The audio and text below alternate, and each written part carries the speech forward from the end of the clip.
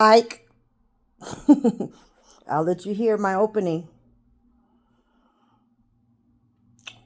It's a little over 1,000 words, 4 pages, not long at all. And here we go.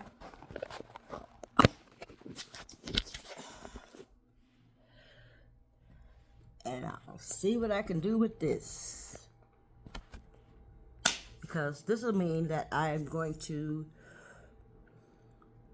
write a biography, huh? Here we go. Listen to this opening.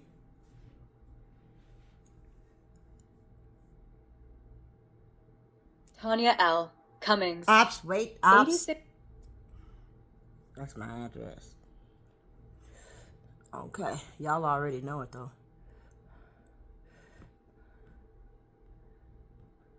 I'm gonna start from the title. And no one knows who I am. Allow me to introduce myself. By Tanya L. Cummings. Who I am is a long-lost family secret. Well, I found it. For it wasn't lost, it was just tucked away. You know, for safekeeping, or shall I say for keeping me safe. The grown-ups tricked me. One night, I fell asleep watching Hee Haw with my daddy and his brothers. I would refer to them as big kids. Next thing I knew, I was in Chicago, no longer in Gary. I cried as I ran over to the TV crying, begging the big kids to come back out the TV. Come back out and get me. I was so very confused. They taught me the TV shows were not real, that it was fake stories with actors and singers.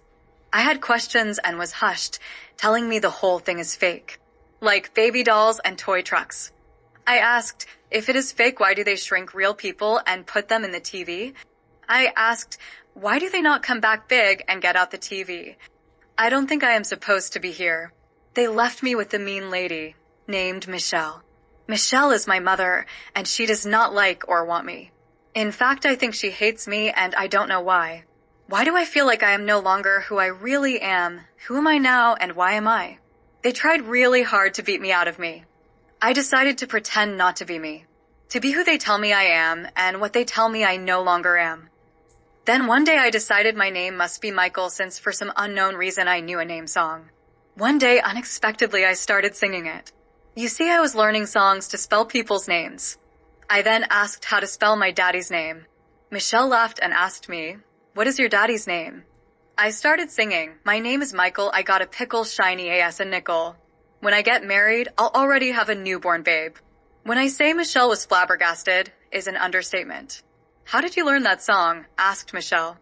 I answered, I don't know, I think you sing it. You sing it, Michelle, because my daddy's name is Michael. Michelle started laughing so hard and said, how would you know? I said, because you have a brother named Michael too.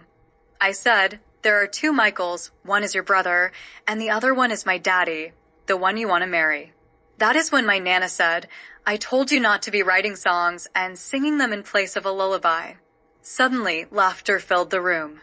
I started singing it again, you know, to see what is so funny.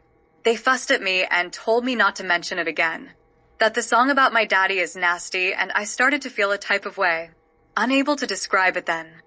I felt bullied, teased, and shut up as well as shut down. I punished to never sing it again. Sometimes I forget, other times I sneak and sing it. Every time I took a beating with electric cords and punished. Michelle taught my little sister to sing it and made us sing it for the rest of my childhood. Do you know me yet? I would think not. You see, Michelle was in her 20s, and my daddy was a little boy 8 or 9 years old. Not to mention the fact that Michelle is related to both Michaels. The other Michael, my father, is cousins to Michelle.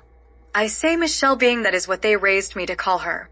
I guess the age difference plus my daddy was a boy, there was no marriage. Not to mention Michelle's grandmother is sister to my daddy's grandmother on his and her mother's side. Not long after, Auntie went into the TV. Then I turned 5 years old. I was put on an airplane to see my daddy. My daddy was not there. Mr. Lawrence Cummings was there with the same name as me. I knew he was not my daddy. I became confused since he had my name. He was mean and nasty. He wanted me and the new brother to be in bed with him and his wife. Her name is Shirley. My new brother's name is Derek. It was a big family meeting announcing the sex sleeping arrangement. Shirley was against it and was beat like a cave woman for it. I hated my new daddy. I went back to Chicago the next day from Los Angeles, where I was so very close to my real daddy, the little boy, and the big kids, my uncles. I waited for them because I knew TV people be in Los Angeles. I don't think he knew I was there. My daddy was working with my uncles. My auntie stopped appearing with my daddy and his brothers to be funny. I would see her sometimes. Then I never saw her again. They put her in the TV on Good Times. I cried for her, and I cried confused that my real auntie was in the TV with a burn on her arm. It was the worst thing I ever saw. Then she blamed the baby doll and hit on it. Just like she blamed me for coloring ugly in her coloring book. I am sorry, Auntie, I didn't mean to color ugly, and they put you in the TV and burn you. I promise to be a good girl, Auntie, so you can come home to me. Don't let that lady burn you. They sent you to the mean mommy just like they did to me. I am sorry I color ugly. I want my real daddy back. He visits me though he is dead. They killed him on purpose to be mean to me. Well, isn't that what happened to me? Is it not what happened? Then why do I have Glenn and Upshaw bloodlines in my vein? Mary Louise Grant gave birth to the sister grandmothers, one surnamed Glenn, the other surnamed Upshaw. Michelle is descendant of Glenn and Michael Joseph Jackson. My father is descendant of Upshaw. Both are descendant of Mary Louise Grant. Now do you know who I am? One more hint, I am firstborn and have been ostracized more than once. End. Here I am, the baby whose auntie went into TV. That is so sad for me.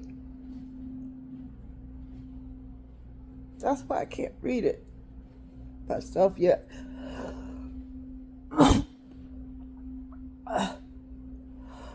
I went to see my auntie on Father's Day.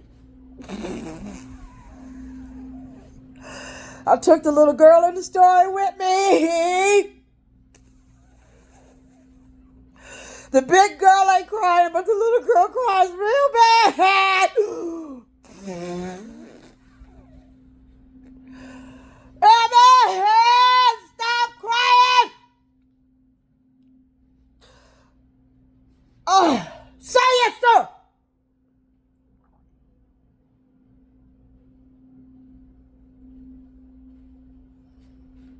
Anyway, that is what happened. And there's something else that happened.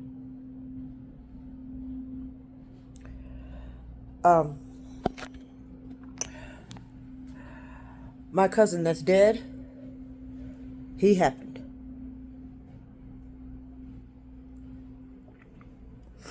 These sisters that are able to do what I was talking about earlier, they did it.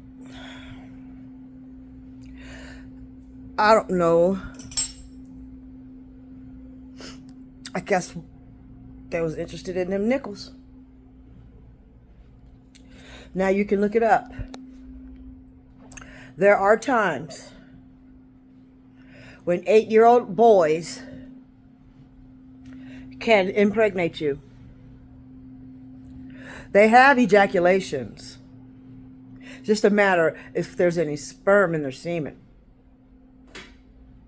or in their premature ejaculation, all that.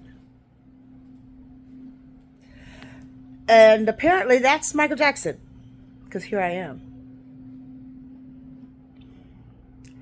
She was more like a beauty queen from a movie scene.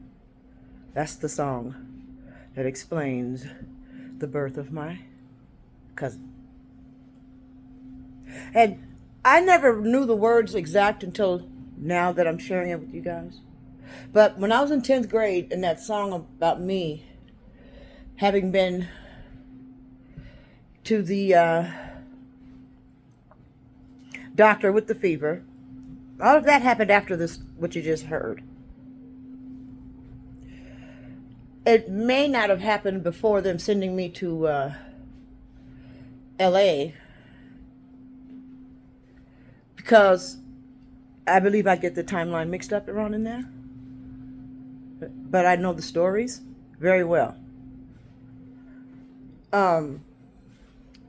And/or we move so much that when some of the story is in another apartment, your childhood memory may think of it as another year, when all actuality, I'm realizing the amount of trauma I've had every year before age 5 was horrendous. Well, before age 7. Because I was about 6 when I had the fever and nothing he found. By the time it hit the street, they said I had a breakdown. Now, I remember going to see Janet before they put her in the TV for Good Times,